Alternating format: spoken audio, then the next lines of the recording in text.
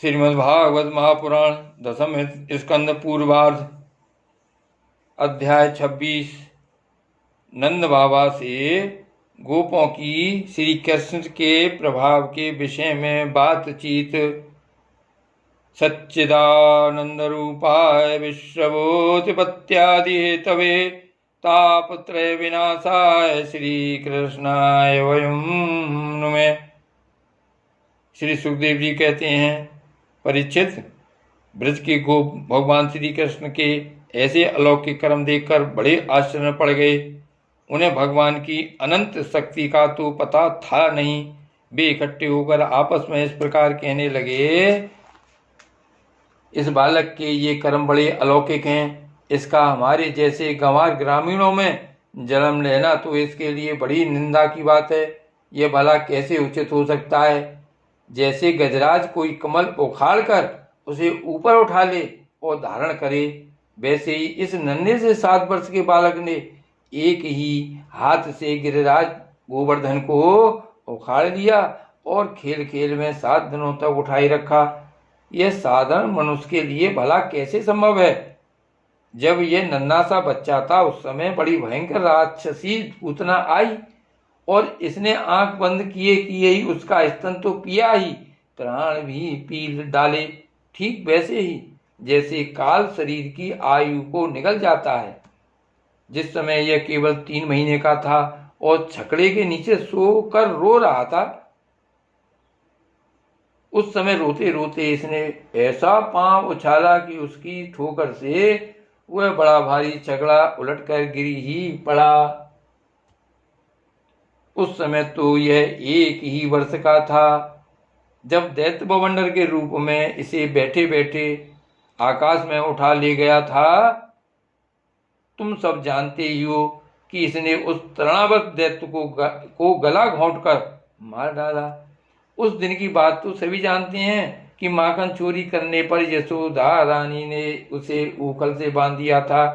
यह घुटनों के बल वकैया खींचते खींचते उन दोनों विशाल अर्जुन वृक्षों के बीच में से निकल गया और उन्हें उखाड़ ही डाला। जब यह ग्वालवाल और बलराम जी के साथ बछड़ों को चराने के लिए वन में गया हुआ था, उस समय इसको मार डालने के लिए एक दैत्य बगुले के रूप में आया और इसने दोनों हाथों से उसके दोनों ठोर पकड़कर उसे तिनके की तरह चीर डाला। जिस समय इसको मार डालने की इच्छा से एक दैत्य बछड़े के रूप में बछड़ों के झुंड में घुस गया था, उस समय इसने उस दैत्य को खेल ही खेल में मार डाला और उसे कैच के पेड़ों पर पटक कर उन पेड़ों को भी गिरा दिया। इसने बलराम जी के साथ मिलकर गधे के रूप में रहने वाले धेनुकासुर तथा उसके भाई बंधुओं को मार डाला और पके हुए फलों से पूर्ण तालवन को सबके लिए उपयोगी और मंगल में बना दिया। इसी ने बलशाली बलराम जी के द्वारा क्रूर प्रलंबासुर को मरवा डाला तथा दावानल से गौं और ग्वाल वालों को उबाल लिया। यमुना जल में रहने वाला कालिया नाग कितना विषैला था, परंतु इसने उसका भी मान मर्दन कर उसे बलपूर्वक देह से निकाल दिया और यमुना जी का जल सदा के लिए विष रहित अमृत में बना दिया। नंद जी, हम ये भी देखते हैं कि तुम्हारे इस सामने बालक पर हम सभी ब्रजवासियों का अनंत प्रेम है और इसका भी हम पर स्वाभाविक ही स्नेह है। क्या आप बतला सकते हैं कि इसका क्या कारण है? भला कहाँ तो यह 7 वर्ष का नन्हा सा बालक और कहाँ इतने बड़े गिरिराज को 7 दिनों तक उठाए रखना। ब्रजराज, इसी से तो तुम्हारे पुत्र के संबंध में हमें बड़ी शंका हो रही है। नंद बाबा ने कहा, गोपो, तुम लोग सावधान होकर मेरी बात सुनो। मेरे बालक के विषय में तुम्हारी शंका दूर हो जाए, क्योंकि महर्षि गर्ग ने इस बालक को देखकर इसके विषय में ऐसा ही कहा था। तुम्हारा यह बालक प्रत्येक युग में शरीर ग्रहण करता है।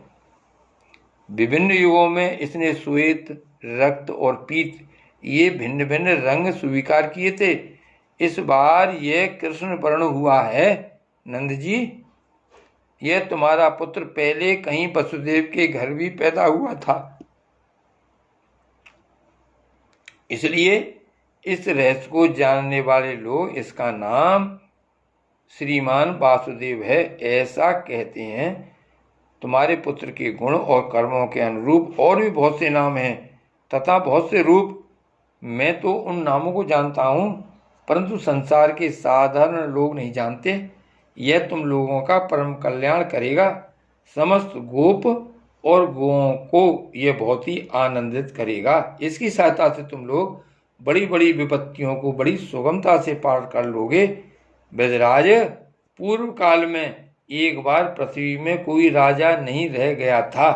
डाकुओं ने चारों ओर लूट खसोट मचा रखी थी। तब तुम्हारे इसी पुत्र ने सज्जन पुरुषों की रक्षा की और इससे बल पाकर उन लोगों ने लुटेरों पर विजय प्राप्त की। नंद बाबा, जो तुम्हारे इस सामने शिशु से प्रेम करते हैं वे बड़े भाग्यवान हैं। जैसे विष्णु भगवान के कर कमलों की छत्र छाया में रहने वाले देवताओं को असुर नहीं जीत सकते, वैसे ही इससे प्रेम करने वालों को भीतरी या बाहरी किसी भी प्रकार के शत्रु नहीं जीत सकते। नंद जी, चाहे जिस दृष्टि से देखें, गुण से, ऐश्वर्य और सौंदर्य से, कीर्ति और प्रभाव से, तुम्हारा बालक स्वयं भगवान नारायण के ही समान है। अतः इस बालक के अलौकिक कार्यों को देखकर आश्चर्य न करना चाहिए। गोपो, मुझे स्वयं गर्गाचार्य जी यह आदेश देकर अपने घर चले गए। तब से मैं अलौकिक और परम सुखद कर्म करने वाले इस बालक को भगवान नारायण का ही अंश मानता हूँ। जब ब्रजवासियों ने नंद बाबा के मुख से गर्ग जी की यह बात सुनी,